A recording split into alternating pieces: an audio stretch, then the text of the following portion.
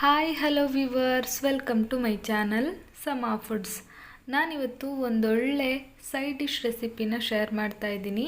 ರೊಟ್ಟಿ ಚಪಾತಿಗೆ ಇದು ಸೂಪರ್ ಆಗಿರುತ್ತೆ. ಬರೀ ಬೇಳೆ ಅಥವಾ ಬರೀ ತರಕಾರಿನ ಉಪಯೋಗಿಸಿ ನೀವು ಯಾವುದಾದ್ರೂ ಸೈಡ್ ಡಿಶ್ನ ಮಾಡಿರ್ತೀರಾ, ಬಟ್ ನಾನಿಲ್ಲಿ ಹೀರೆಕಾಯಿ ಮತ್ತು ಕಡಲೆಬೇಳೆ ಎರಡನ್ನೂ ಉಪಯೋಗಿಸಿ ಒಂದೊಳ್ಳೆ ಸೈಡ್ ಡಿಶ್ನ ಶೇರ್ ಮಾಡ್ತಾ ಇದ್ದೀನಿ. ಬನ್ನಿ ಹಾಗಿದ್ರೆ ವಿಡಿಯೋನ ನೋಡೋಣ.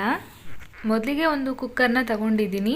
ಅದಕ್ಕೆ ಒಂದು ಸಣ್ಣ ಕಪ್ ಆಗುವಷ್ಟು ಕಡಲೆಬೇಳೆನ ತಗೊಂಡಿದ್ದೀನಿ. ಮೆಷರ್ಮೆಂಟ್ ಕಪ್ಪಲ್ಲಿ ಅರ್ಧ ಕಪ್ ಆಗುವಷ್ಟು ಕಡಲೆಬೇಳೆನ ತಗೊಂಡಿದ್ದೀನಿ. ಈಗ ಈ ಕಡಲೆಬೇಳೆನ ಚೆನ್ನಾಗಿ ತೊಳೆದು ತಗೊಳ್ತೀನಿ. ಕಡಲೆಬೇಳೆನ ತೊಳೆದಿದ್ದಾಗಿದೆ.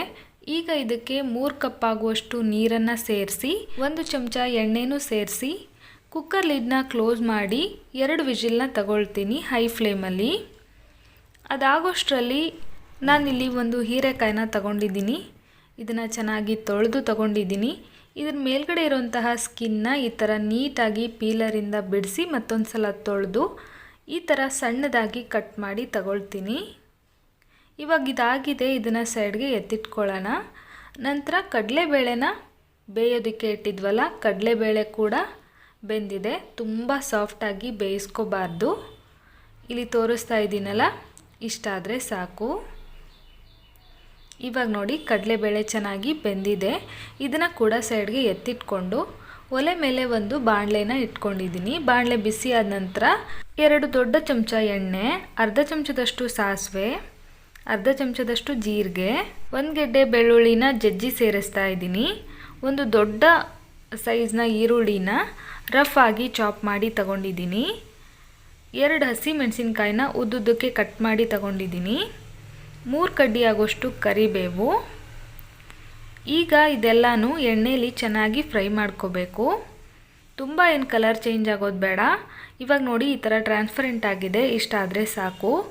ಈಗ ನಾನು ಇದಕ್ಕೆ 1/4 ಚಮಚ ಆಗುವಷ್ಟು ಅರಿಶಿನದ ಪುಡಿ, 1 ಚಮಚ ಆಗುವಷ್ಟು ಧನಿಯಾ ಪುಡಿ, 1 ಚಮಚ ಅಚ್ಕಾರದ ಪುಡಿನ ತಗೊಂಡಿದ್ದೀನಿ.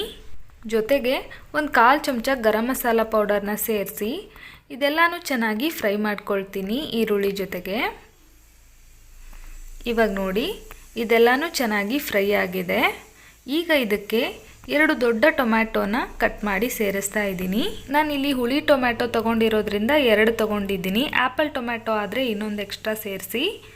ಜೊತೆಗೆ ರುಚಿಗೆ ತಕ್ಕಷ್ಟು ಉಪ್ಪನ್ನ ಸೇರಿಸಿದ ನಂತರ ಚೆನ್ನಾಗಿ ಮಿಕ್ಸ್ ಮಾಡ್ಕೊಳ್ತಾ ಇದ್ದೀನಿ.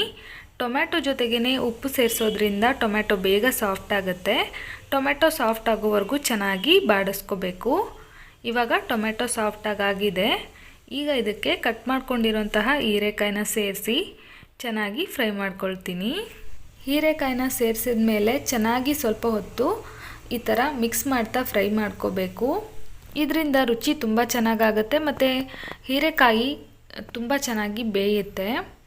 ಈಗ ಇದಕ್ಕೆ 3 ಸ್ಪೂನ್ ಆಗುವಷ್ಟು ಗುರೆಳ್ಳು ಪುಡಿನ ಸೇರಿಸ್ತಾ ಇದ್ದೀನಿ. ಇದಿಲ್ಲ ಅಂದರೆ ಸ್ಕಿಪ್ ಮಾಡಿ, ಹಾಕಿದ್ರೆ ತುಂಬ ಚೆನ್ನಾಗಿರುತ್ತೆ. ಗುರೆಳ್ಳನ್ನ ಚೆನ್ನಾಗಿ ಹುರಿದು ಮಿಕ್ಸಿನಲ್ಲಿ ಉಪ್ಪು ಹಾಕಿ ಪುಡಿ ಮಾಡಿದ್ರೆ ಆಯಿತು. ಹುಚ್ಚೆಳ್ಳು ಅಂತಲೂ ಕರೀತಾರೆ ಕೆಲವು ಕಡೆ. ಇದ್ರ ಟೇಸ್ಟು ತುಂಬ ಚೆನ್ನಾಗಿರುತ್ತೆ, ಆರೋಗ್ಯಕ್ಕೂ ಒಳ್ಳೆಯದು. ಇದ್ರೆ ಸೇರಿಸಿ, ಇಲ್ಲಾಂದರೆ ಸ್ಕಿಪ್ ಮಾಡಿ. ಈಗ ಇದ್ರ ಮೇಲ್ಗಡೆ ಒಂದು ಲಿಡ್ನ ಕ್ಲೋಸ್ ಮಾಡಿ 2 ರಿಂದ 3 ನಿಮಿಷ ಇದನ್ನು ಚೆನ್ನಾಗಿ ಬೇಯಿಸ್ಕೊಂಡಿದ್ದೀನಿ ಮೀಡಿಯಮ್ ಫ್ಲೇಮಲ್ಲಿ. ಇವಾಗ ನೋಡಿ, ಮತ್ತೊಂದು ಸಲ ಚೆನ್ನಾಗಿ ಮಿಕ್ಸ್ ಮಾಡ್ಕೊಳ್ತಾ ಇದ್ದೀನಿ. ಹೀರೆಕಾಯಿಗೆ ನಾವು ಒಂದು ಸ್ವಲ್ಪನೂ ಎಣ್ಣೆನ ಸೇರಿಸಿಲ್ಲ, ಅದು ತಾನಾಗೆ ನೀರು ಬಿಟ್ಕೊಂಡು ಚೆನ್ನಾಗಿ ಫ್ರೈ ಆಗಿದೆ. ಫ್ರೆಂಡ್ಸ್, ನೀವೇನಾದರೂ ನಮ್ಮ ಚಾನಲ್ನ ಫಸ್ಟ್ ಟೈಮ್ ವಿಸಿಟ್ ಮಾಡಿದರೆ ಪ್ಲೀಸ್ ನಮ್ಮ ಚಾನಲ್ನ ಸಬ್ಸ್ಕ್ರೈಬ್ ಮಾಡ್ಕೊಳ್ಳಿ, ಸಪೋರ್ಟ್ ಮಾಡಿ. ಹಾಗೆ ವಿಡಿಯೋ ಇಷ್ಟ ಆದರೆ ಒಂದು ಲೈಕ್ ಸಹ ಮಾಡಿ.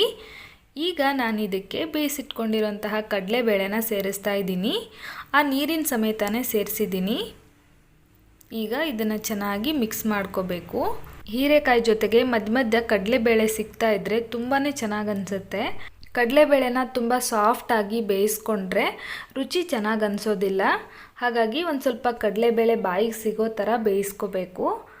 ನಾನಿಲ್ಲಿ 1 ಕಪ್ ಆಗುವಷ್ಟು ನೀರನ್ನು ಸೇರಿಸ್ತಾ ಇದ್ದೀನಿ. ನನಗೆ ಇದು ಪಲ್ಯ ಸ್ವಲ್ಪ ತೆಳುವಾಗಿದ್ದರೆ ಚೆನ್ನಾಗಿರುತ್ತೆ ಅಂತ ಅನ್ನಿಸ್ತು, ಹಾಗಾಗಿ ಸೇರಿಸಿದ್ದೀನಿ. ಇಲ್ಲ ಅಂದರೆ ಗಟ್ಟಿ ಬೇಕು ಅನ್ನೋದಾದರೆ ನೀರೇನು ಸೇರಿಸೋ ಅವಶ್ಯಕತೆ ಇಲ್ಲ. ಇದಾದ ನಂತರ ಮತ್ತೆ ಲಿಡ್ನ ಕ್ಲೋಸ್ ಮಾಡಿ 1-2 ನಿಮಿಷ ಹೈ ಫ್ಲೇಮಲ್ಲಿ ಬೇಯಿಸ್ಕೊಂಡಿದ್ದೀನಿ. ಇವಾಗ 1-2 ನಿಮಿಷ ಆಗಿದೆ. ಲಿಡ್ನ ಓಪನ್ ಮಾಡಿ ಮಿಕ್ಸ್ ಮಾಡ್ಕೊಳ್ತಾ ಇದ್ದೀನಿ. ನಾವು ಯಾಕೆ ಲಾಸ್ಟಲ್ಲಿ ಹೈ ಫ್ಲೇಮಲ್ಲಿ ಬೇಯಿಸ್ಕೋಬೇಕು ಅಂದರೆ ಮೀಡಿಯಮ್ ಫ್ಲೇಮ್ ಅಥವಾ ಲೋ ಫ್ಲೇಮಲ್ಲಿ ಬೇಯಿಸ್ಕೊಂಡ್ಬಿಟ್ರೆ ಕಡಲೆಬೇಳೆ ತುಂಬ ಸಾಫ್ಟ್ ಆಗಿಬಿಡುತ್ತೆ. ಅದಕ್ಕಾಗಿ ನಾನು ಕೊನೆಯಲ್ಲಿ ಕಡಲೆಬೇಳೆ ಸಾಫ್ಟ್ ಆಗಬಾರ್ದು ಅನ್ನೋ ಕಾರಣಕ್ಕೆ ಹೈ ಫ್ಲೇಮಲ್ಲಿ ಬೇಯಿಸ್ಕೊಂಡಿದ್ದು. ಈಗ ಕೊನೆಯದಾಗಿ ಇದಕ್ಕೆ ಕೊತ್ತಂಬರಿ ಸೊಪ್ಪನ್ನು ಸೇರಿಸ್ತಾ ಇದ್ದೀನಿ. ಕೊತ್ತಂಬರಿ ಸೊಪ್ಪನ್ನು ಸೇರಿಸಿ ಗ್ಯಾಸ್ನ ಆಫ್ ಮಾಡಿ ಚೆನ್ನಾಗಿ ಮಿಕ್ಸ್ ಮಾಡ್ಕೊಳ್ತಾ ಇದ್ದೀನಿ. ಈಗ ಇದನ್ನು ಚೆನ್ನಾಗಿ ಮಿಕ್ಸ್ ಮಾಡಿಕೊಂಡ್ರೆ ಈ ಸೂಪರ್ ಟೇಸ್ಟಿಯಾಗಿರೋಂತಹ ಸೈಡ್ ಡಿಶ್ಶು ರೆಡಿ ಆಗುತ್ತೆ. ನೋಡ್ತಾ ಇದ್ದೀರಲ್ವಾ ಎಷ್ಟು ಸೂಪರಾಗಿ ಬಂದಿದೆ. ರೊಟ್ಟಿ ಚಪಾತಿ ಜೊತೆಗೆ ಸೂಪರಾಗಿರುತ್ತೆ. ಬಿಸಿ ಬಿಸಿ ಅನ್ನದ ಜೊತೆಗೂ ಊಟ ಮಾಡ್ಬೋದು. ನಾನಿಲ್ಲಿ ಜೋಳದ ರೊಟ್ಟಿ ಜೊತೆಗೆ ಸರ್ವ್ ಮಾಡಿದ್ದೀನಿ. ನೀವು ಕೂಡ ಒಂದ್ಸಲ ಟ್ರೈ ಮಾಡಿ ಹೇಗೆ ಬಂತು ಅಂತ ತಿಳಿಸಿ. ಐ ಹೋಪ್ ಈ ವಿಡಿಯೋ ನಿಮ್ಮೆಲ್ಲರಿಗೂ ತುಂಬಾ ಇಷ್ಟ ಆಯಿತು ಅಂದ್ಕೊಳ್ತೀನಿ. ಇಷ್ಟ ಆಗಿದ್ದರೆ ಪ್ಲೀಸ್ ನನ್ನ ಚಾನಲ್ನ ಸಬ್ಸ್ಕ್ರೈಬ್ ಮಾಡಿ ಸಪೋರ್ಟ್ ಮಾಡಿ.